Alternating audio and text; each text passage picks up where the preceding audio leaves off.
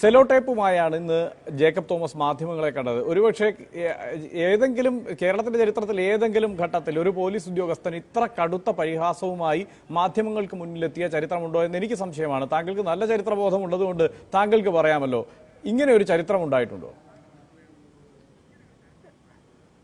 ഇതിനു മുമ്പ് ഉണ്ടായിട്ടില്ല. അത് എന്തുകൊണ്ട് ഉണ്ടായി എന്ന് നമ്മൾ അന്വേഷിക്കണം. അതാണല്ലോ പ്രധാനം. ഇതിനു മുമ്പുണ്ടായോ ഇനി ഉണ്ടാകുമോ എന്നുള്ളതല്ല. ശ്രീ ജേക്കബ് തോമസ് യാതൊരു തരത്തിലുള്ള സ്വാധീനത്തിനും സമ്മർദ്ദത്തിനും പ്രലോഭനത്തിനും ഭീഷണിക്കും വഴങ്ങാത്ത ഉദ്യോഗസ്ഥനാണ്. KM മാണി അദ്ദേഹത്തിന് ഗ്രാസാണ്, വെറും തൃണമൂൽ കോൺഗ്രസ് ആണ്.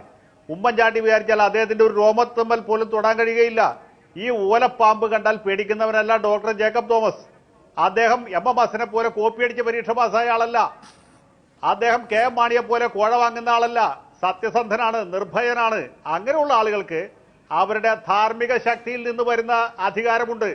ആ അധികാരത്തെ ഇവർ ഭയപ്പെടും. ഞാനൊരു ഒറ്റ കാര്യം കൂടി പറയട്ടെ. അശോക് ഖെംക എന്നൊരു ഉദ്യോഗസ്ഥനെ നിങ്ങൾ ഓർക്കുന്നുണ്ടോ? 2 കൊല്ലം മുമ്പ് രാഹുൽ ഗാന്ധിയുടെ ഭൂമി ഇടപാടിനെ കുറിച്ച് അന്വേഷിച്ച് റിപ്പോർട്ട് കൊടുത്ത ആളാ.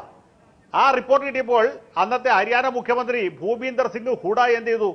ഏതാണ്ട് ജേക്കബ് തോമസിന്റെ പേരിൽ ഉമ്മൻചാണ്ടി എടുക്കുമെന്ന് പറഞ്ഞവർ ഓലപ്പാമ്പ് കാണിച്ചു. അദ്ദേഹം പേടിച്ചോ? അദ്ദേഹം പേടിച്ചില്ല. പേടിക്കാഞ്ഞെന്താ?